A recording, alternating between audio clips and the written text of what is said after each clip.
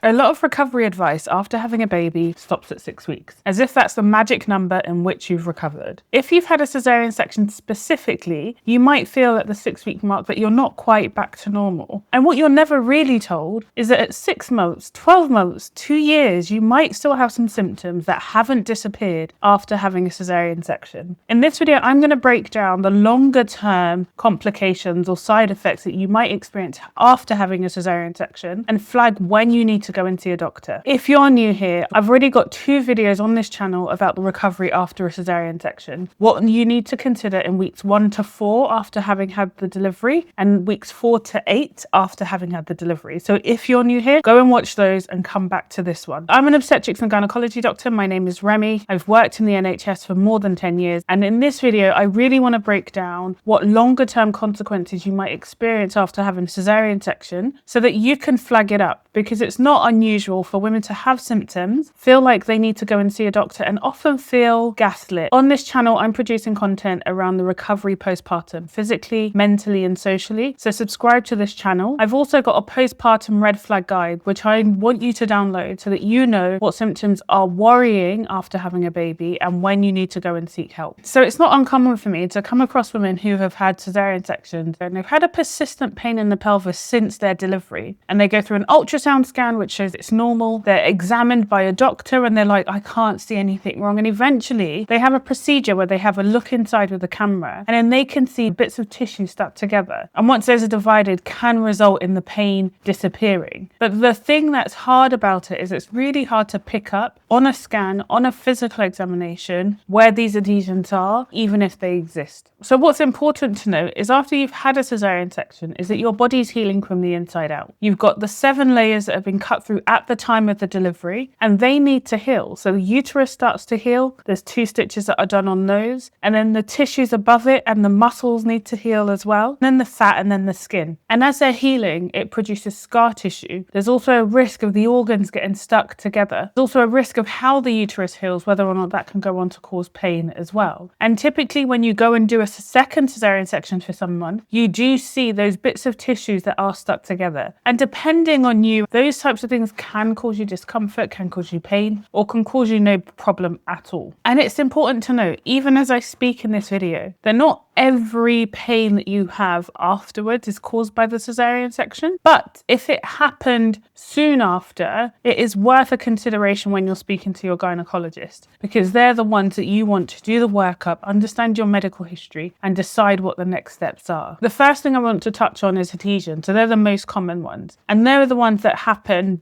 as a result of the healing process, where those organs that were freely moving before, not touching each other after the stitches, there's risk of them sticking together and having what looks like filmy tissue connecting them. I'm trying to think if I can liken it to something in real life. No, I can't. But it's these sort of films of tissues and bands that will sometimes stick the uterus to the top of the muscle or stick the muscle to the fat. And those can cause pain because it just means that those organs aren't as mobile as they used to be. It's also not unheard of for those sticky tissues to get between the bowel and the uterus as well, or the uterus and the bladder as well. So adhesions, what we call the sticky tissue between them, can happen at any of those layers and can cause discomfort. It's also really important to note that it doesn't cause discomfort in everybody. There are some people who I've gone to do surgery on for their second cesarean, and there's no mention ever of them having any pain. And I think a really important distinction to make about these adhesions is that if you're having pain that's as a result of that, often the best way to treat it is to do more surgery. And you can, I imagine, see the problems with that is that if you've had these as a result of having had a cesarean section and surgery before, having further surgery to remove them might put you at risk of needing more surgery in the future, because the scar tissue could again form from a second procedure. Having said that, that's not a reason why you shouldn't see a gynecologist and get checked out. Another thing that we're seeing more and more after having cesarean sections is something called a cesarean section scar niche. So where the cut is made on the uterus, we've known for many years that even when we stitch it up, that area of the womb is still weak. And so when you come on to have a second delivery, there's always risk of that part of the uterus, that scar, opening up because the muscles are just not as strong and never really go back to being as strong as they were before. But what we're now seeing over time is something called a caesarean scar niche, where the scar, the wound that we've stitched up, doesn't heal properly at all and then leaves almost a defect in the wall. So a wall that you might expect to be thick all the way down would be thick and then paper thin, and then allows every month for blood to collect in that area, almost like a string or a collection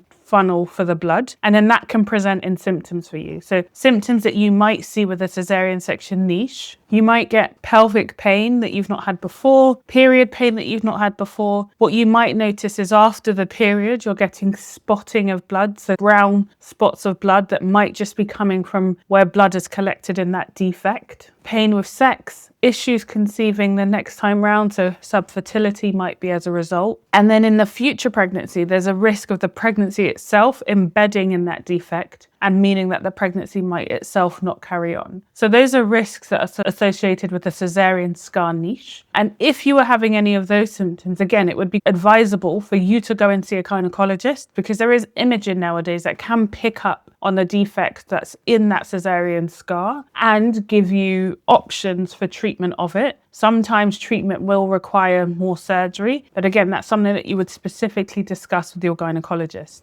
Other times that you can experience pain or discomfort after having a caesarean section, even many months later, might be due to poor wound healing. So even on the skin, if the wound itself hasn't healed properly, that can lead to prolonged pain. It can lead to numbness around the skin. Things that I've come across in my career: caesarean scar endometriosis. So for instance, people who've had endometriosis before, when you then do the caesarean section and do the delivery, there's a risk, even through the process of the surgery, of new pathways for which the endometriosis plaques can settle. So it's not unheard of to have endometriosis nodules within a caesarean section scar that might require treatment depending on the symptoms that the individual's having. And that's not to say that the caesarean section itself had caused the endometriosis. It's just that the two of them coexisting can result in a worsened symptoms or pain further down the line. So the idea is that with all my videos is that you know when to seek help. So if you've gone through the recovery period and then your periods come back and you're going back to your normal regular activity, with all the will in the world, we expect that your pain is largely resolved, that you're not having a limitation to your daily activities because of the caesarean section. So now if you're 6 months down the line, a year down the line, and you've got ongoing pelvic pain, worsening period pain, bleeding in between the period, bleeding after sex, pain after having sex, and all of these things are typically new after having had the major surgery that you had, those would be red flags for you to go and see a gynecologist, get help, get checked out, and see what's causing the pain and if treatment is required.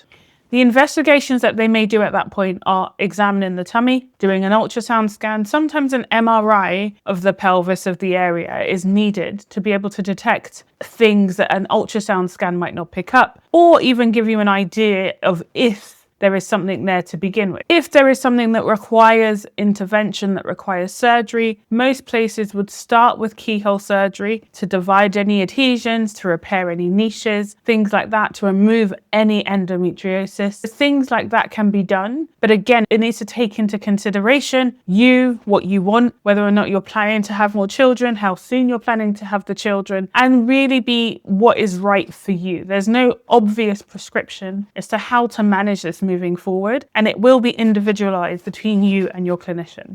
Things that you can do that are practical are just keep a diary. Always keep a health diary. So if you're noticing the symptoms, when are they coming? Are they coming around your period or not? Is it at a specific time of the month? Have you tried pelvic floor physiotherapy? Is that something that has been considered? Have we ruled out all the more common things? And if you've tried all that and it's still there, then you need to seek help. In my previous video, I spoke about scar massage after the scar itself has healed, because that again can sometimes promote mobility between the layers and reduce the level of stickiness, especially between the skin, the fat and the muscle. So again, making sure that if you're still early on in your journey, that you are engaging in scar massage as appropriate. If it's too painful, then seek help. But if it's something that you can manage, then do so, because that may well promote your healing and promote your recovery process. Ultimately, not all cesarean sections lead to long-term issues. The majority of women will be fine, will be healed, and will carry on, go on to have 1 or 2 more babies and be fine. But what I want you to understand is that there is a small percentage of people who will have longer term complications after having a cesarean section. And it's really important that you keep an eye on this. And if it's there, don't ignore it. I know you're busy. I know you have a baby or babies and probably work to go back to, but do not ignore it and seek help. If you found this useful, share it with someone in your network, because what's really important is that people know when to seek help, know when to flag their symptoms. Download the postpartum red flag guide that I've got down for you below and subscribe to this channel. Until my next video.